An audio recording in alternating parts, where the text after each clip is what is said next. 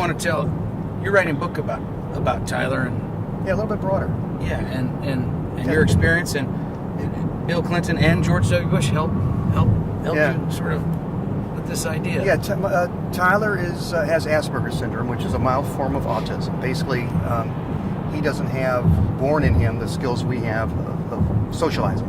He has to learn them, shake hands, look people in the eyes, that kind of thing. He's basically kind of an awkward kid, learning not to be awkward. Wonderful boy. I didn't realize, we didn't get him diagnosed until he was about 12, 13 years old. It was Lori's idea, literally coming out of the diagnosis, that I needed to spend more time with him. And we needed to do something that would not only bring us together, but would force him out of his comfort zone, force him to use these things that he was learning, these socialisms. So she says, go on the road with him. You both love history. I want you guys to spend a year going to different historical sites.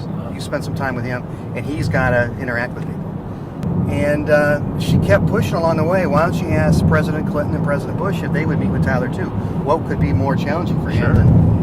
And I didn't think they would do it, and I don't like asking for favors, but they're both out of office. I'm not really writing about them. I sent an email to their staffs, and sure enough, they both were willing to do it, coincidentally within 8 days. And they both could not have been more gracious.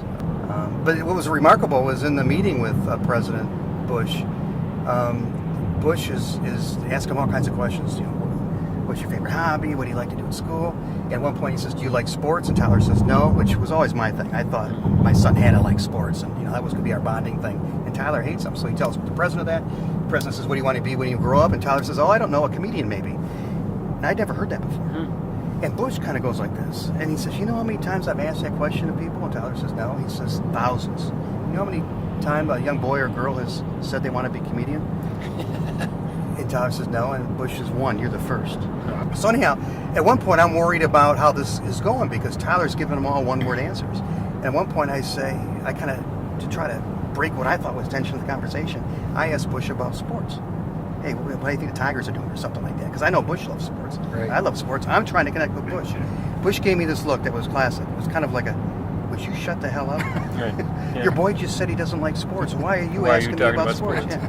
And he went and had this wonderful conversation with, Clinton was just as gracious in his own way. Talked about Teddy Roosevelt, who was his favorite president. He pulled down from his bookshelf a book of Teddy Roosevelt's letters, 1919 book from Teddy Roosevelt's letters to his sons, to his children. Clinton did. Signed it and gave it to my son. Nice. That's So great. as you know, these guys who we cover, including President Obama, we cover them hard, and they're not perfect people, but they do really understand that their office has some importance beyond politics. Well, and George Bush helped you. I read that piece you wrote, Ron. And George, what did George W. Bush said? He said to you, Ron, love that boy. Yeah, he did. Right? Is that the right? Love that boy. Yeah, love that boy. And this was when he met Tyler.